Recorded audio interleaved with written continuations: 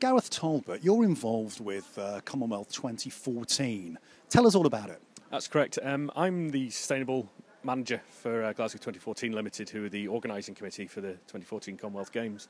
It's a major sporting event. It's 17 sports over 11 days of competition. We're talking about 4,500 athletes and technical officials and Games family, and upwards of 1.1 million spectators. And that'll be in Glasgow in July and August 2014.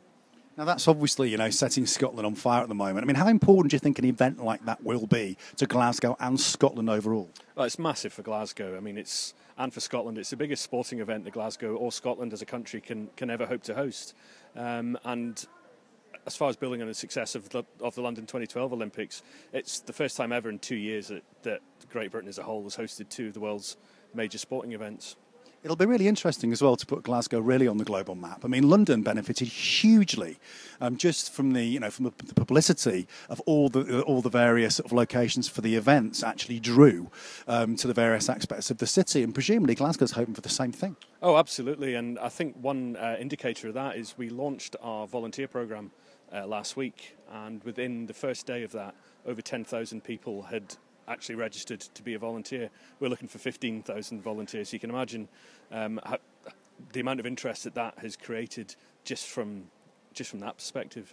And as far as the games themselves, we've already delivered venues on the ground.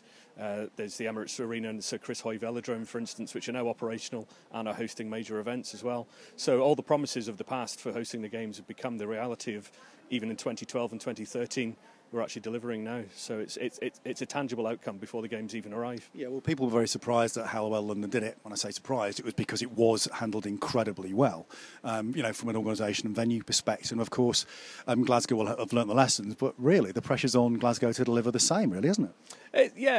I wouldn't call it pressure, I'd call it a challenge. But I think we learnt a lot from London. I was lucky enough to be down there working with the London sustainability team for a few days during the event, and I brought a lot of knowledge back from there, and we've had massive support from the people on there. And indeed, a lot of the organising committee in Glasgow now are formed of people who worked in London too, so we've got a wealth of experience. But it's not just the London people, we've got a lot of Glasgow people working there as well, and we've got a lot of people who've worked on the Olympics and Commonwealth Games from around the world, a lot of Australians, Canadians, South Africans, even Americans, even though they're not in the Commonwealth. So yeah, and the city really is beginning to embrace it. The excitement is already palpable, I think, and again, that's harking back to London. People realise, wow, this is going to be happening here, next year, and it's a cracking thing to be working on. It sounds fantastic, and of course we're here at the Global Sustainable Events Summit, and you are heading up the sustainable side of Commonwealth 2014. Just remind people how important it is for an event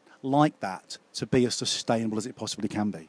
Well, sustainability is a difficult word sometimes for people, and essentially what it means, it's basically doing things in a way that we'd like to see things done, in a way that respects not just the environment but also people, and it's also done value for money in a way that's value for money. So we're talking about good for business as well, and we've got sponsors on board at Glasgow 2014 as well. And I think the sustainability thing is obviously, it's a common sense way of approaching organising a major event. And that's how we're approaching it. That's how I'm approaching it. So it's about buying sensibly, it's about doing things sensibly, and it's about communicating how we're doing that. And it's also making sure that what we say we'll do, we will do. So we're not setting ourselves targets that we can't achieve. We're actually setting ourselves targets that we can achieve and we will deliver.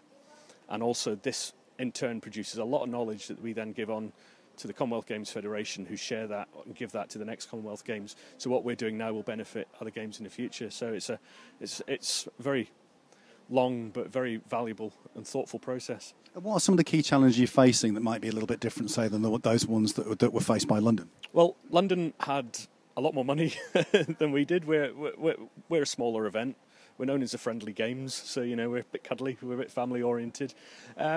Big challenges, we are actually reusing 70% of existing venues, so we're hardly building anything brand new. That can present its own challenges. For instance, we are using our National Football Stadium at Hampden Park for our athletics and for our closing ceremony. And a massive challenge for that is we are going to be turning that this year into an athletics stadium by raising the floor 1.9 metres, putting in an athletics and field track, holding our event, holding our closing ceremony, and then returning that back to the National Football Stadium, where hopefully the national side will start winning again. So, new manager now. Well, hopefully, yeah, and hopefully Glasgow Glasgow 2014 will drive them forward. It's been great talking to you. Thank you very much. You're welcome. No bother.